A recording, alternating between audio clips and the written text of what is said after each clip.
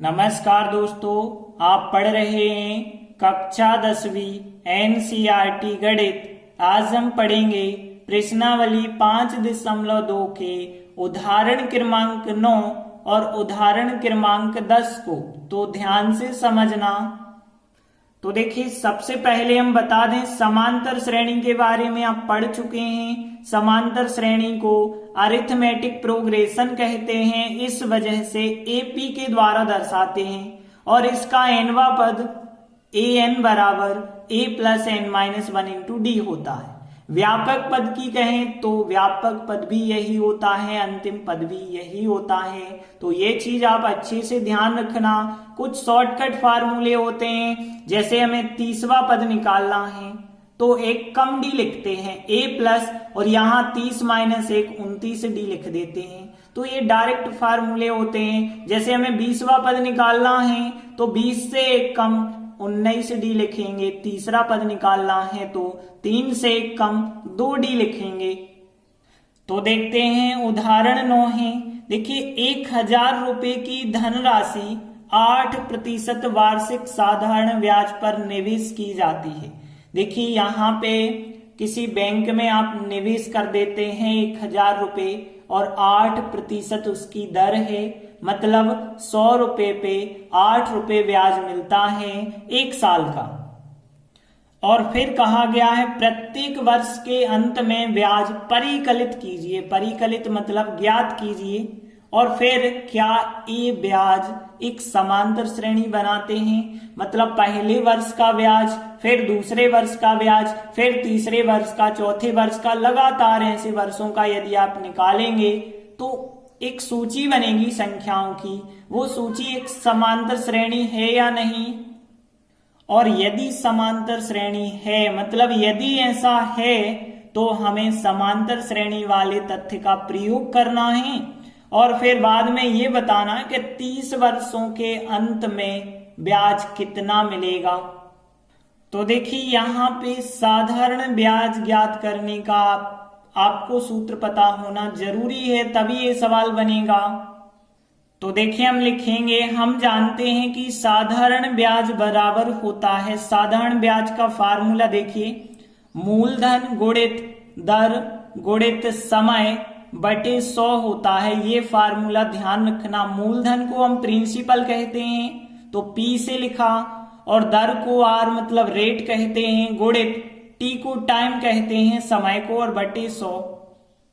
तो ये फार्मूला होता है साधारण ब्याज ज्ञात करने का। अब देखिए, प्रत्येक वर्ष का हमें निकालना होगा, तो पहले हम प्रथम वर्ष का निकालेंगे, फिर दूसरे का, फिर तीसरे का, इस प्रकार से आपको निकालना होगा। तो एक श्रेणी बनेगी फिर। अतः प्रथम वर्ष के अंत में ब्याज कितना होगा, तो देखिए, पहले वर्ष के अंत में कितना ब्याज होगा, तो आप समय का मान 1 वर्ष रख देना। यदि हम कहते दूसरे वर्ष के अंत में, तो समय का मान 2 वर्ष रखते, और मूलधन का मान 1000, दर का मान 8% दिया गया है। तो देखिए, यहाँ पे प्रथम वर्ष का निकालें तो मूलधन है 1000 गुणित दर है 8%, तो 8 लिखना, और समय 1 वर्ष का निकाल रहे तो 1 लिखना, और बटे हमने लिखा 100। 2 0 कट जाएंगे, 10 का 8 से गुणा करेंगे तो कितना आएगा, 80 रुपए आ जाएगा। तो रुपए 80 हो गया 1 वर्ष का ब्याज। अब दूसरे वर्ष का निकालना है तो मूलधन तो आप यहाँ 1000 लेना, दर 8 लेना, लेकिन समय अब 2 वर्ष का निकाल रहे हैं तो 2 लेना, और बटे 100। अब देखिए, यहाँ 2 0 कट जाएंगे, 10 और 8 का गुणा किया तो 80। 80 का 2 से जब हम गुणा करेंगे तो 80 दूनी 160 रुपए हो जाएगा। तो यहाँ 160 रुपए मिलेगा दूसरे वर्ष के अंत में ब्याज। तीसरी वर्ष की बात करें तो मूलधन तो 1000, दर 8, लेकिन समय अब आपको 3 वर्ष रखना पड़ेगा, और बटे है 100। 2 0 काट देना, 10 8 80, 80 का 3 से गुणा, तो यहाँ 240 रुपए ब्याज मिलेगा। अब देखिए, पहले का, दूसरे का, तीसरे का, सबका हमने निकाल दिया, और आगे इसी प्रकार से हम चौथे, पांचवे, छठवे सबका निकालते जाएंगे। इसी प्रकार आगे क्रमशः वर्षों के अंत में हम ब्याज निकालते जाएंगे, और फिर जो संख्याएं आएंगी वो कुछ इस प्रकार से आएंगी। देखिए यहाँ पे 80 आई पहले वर्ष की ब्याज, फिर आ गई 160, फिर आ गई 240 और फिर डेड डैश और भी आती जाएंगी। लेकिन यहाँ पे देख रहे हो आप 80-80 के अंतर से यहाँ पे संख्याएं आएंगी, इस वजह से ये बन जाएगी हमारी एक समांतर श्रेणी बन जाएगी। अब समांतर श्रेणी जो बन गई है, यहाँ पे यदि हम देखें तो पहला पद जो है ए का मान 80 है और सारवंतर डी का मान दूसरे में से पहला पद घटा दो तो 80 हो गया सारवंतर। अब देखिए हमें निकालना क्या है, 30 वर्ष के अंत में ब्याज कितना मिलेगा, मतलब एक वर्ष के अंत में 80, 2 वर्ष के अंत में 160, 3 वर्ष में 240, तो ऐसे 30 वर्ष में कितना ब्याज मिलेगा ये निकालना है। मतलब सीधी सी बात है, पहला दूसरा तीसरा 30वां पद ज्ञात करना होगा। तो इसलिए 30 वर्षों के अंत में यदि ब्याज हमें निकालना है तो 30वां पद निकालना होगा। अब 30वें पद का अब डायरेक्ट फार्मूला हमने बताया था, ए प्लस इससे एक कम डी, मतलब 29 डी हम लिख सकते हैं। अब हम इसमें मान रख देंगे, ए का मान कितना है 80 है, फिर 29 लिखा और डी का मान फिर कितना है, यहाँ पे डी का मान भी 80 है और आगे हल करेंगे तो 80 लिखा, यहाँ पे 29 का गुणा 80 से करेंगे तो 2320 आ जाएगा और 80 और 2320 जोड़ देंगे तो यहाँ 2400 हमारा आंसर हो जाएगा। तो हम कह सकते हैं कि 30 वर्षों के अंत में ब्याज कितना होगा, 2400 रुपए। अतः 30 वर्षों के अंत में ब्याज 2400 रुपए होगा। इस प्रकार से उदाहरण 9 कंप्लीट हुआ। अगला उदाहरण 10 है, फूलों की एक क्यारी है। अब उस क्यारी में कुछ पंक्तियां लगी हैं। पहली पंक्ति में 23 गुलाब के पौधे लगे और दूसरी पंक्ति में 21, तीसरे में 19 लगे हैं। तो इस प्रकार से गुलाब के पौधे लगाए गए हैं। अब देखिए आगे कहा गया है और अंतिम पंक्ति जो है उसमें 5 गुलाब के पौधे हैं। तो आपको बताना है कि क्यारी में कुल कितनी पंक्तियां हैं। तो देखिए हमने लिखा फूलों की जो क्यारी है उसमें पंक्तियां हैं, उसमें गुलाबों की संख्या इस प्रकार से है। देखिए यहाँ पे पहली पंक्ति में है 23 गुलाब, फिर दूसरी पंक्ति में है 21 गुलाब के पौधे, फिर 19 हैं, फिर डेड डैश इस प्रकार से हैं और लास्ट में जो यहाँ पे पंक्ति है उसमें 5 गुलाब के पौधे हैं। यहाँ पे आप देख रहे हैं कि 23 के बाद 21, 2-2 का गैप चलते जा रहा है, मतलब ये बन जाएगी एक हमारी समांतर श्रेणी बन जाएगी।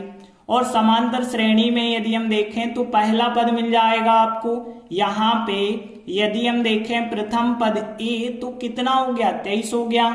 और सारवंतर डी की बात करें तो डी का मान कितना होगा, दूसरे में से पहला पद हम घटा लेते हैं तो यहाँ 23 को घटाएंगे 21 में से तो यहाँ पे माइनस का 2 आएगा। और देखिए यहाँ पे आपको लास्ट पद भी पता है, लास्ट पद मतलब अंतिम पद कह सकते हैं या इसी को हम एनवा पद भी कह सकते हैं। तो ए एन का मान कितना है, 5 है। अब देखिए जब हमने मान लिया है एनवा पद 5 है तो पहली दूसरी तीसरी एनवी पंक्ति होगी जिसमें 5 गुलाब के पौधे होंगे और एन ही हो जाएगी पंक्तियों की कुल संख्या। अब देखिए जब ए एन का मान 5 हो गया है तो ए एन का ही फार्मूला लगा देना। तो हमने लिखा चूंकि ए एन बराबर 5 है और ए एन का फार्मूला होता है a plus n minus 1 into d और बराबर 5। तो ए एन का फार्मूला और 5, ए का मान फिर कितना है 23 है, प्लस एन माइनस 1 लिखा क्योंकि एन का मान तो पता नहीं है, लेकिन डी का मान है माइनस का 2 बराबर 5। अब ध्यान देना 23 का उस तरफ पक्षांतर कर लें तो n माइनस 1 इंटू माइनस 2 बराबर 5 और 23 जब उस तरफ गए तो माइनस के हो गए। अब n माइनस 1 और यहाँ पे देखिए 5 में से 23 जब आप घटाएंगे तो माइनस के बचे होंगे यहाँ पे 18 और फिर माइनस 2 जो गुणा में है वो माइनस 2 आ जाएगा बटे में। और देखिए माइनस से माइनस काट दें, 2 एकम 2, 2 इनाम 18, यहाँ पे 9 प्राप्त हो जाएगा। अब देखिए n-1 बराबर 9 आ गया, तो n बराबर 9, माइनस का 1 उस तरफ ले जाएंगे तो वो प्लस का 1 हो जाएगा। मतलब यहाँ n बराबर 9 और एक कितने हो जाएंगे, 10 हो जाएंगे। मतलब हम कह सकते हैं कि 10वां पद जो है वो कितना है, 5 है। तो पहला, दूसरा, तीसरा, इस प्रकार से जब 10वां पद 5 है तो पंक्तियों की संख्या कितनी हो जाएगी, 10। अतः फूलों की क्यारी में कुल 10 पंक्तियां हैं जो हमसे पूछा गया था, वो हम लिख देते हैं। इस प्रकार से उदाहरण 10 कंप्लीट हुआ। धन्यवाद।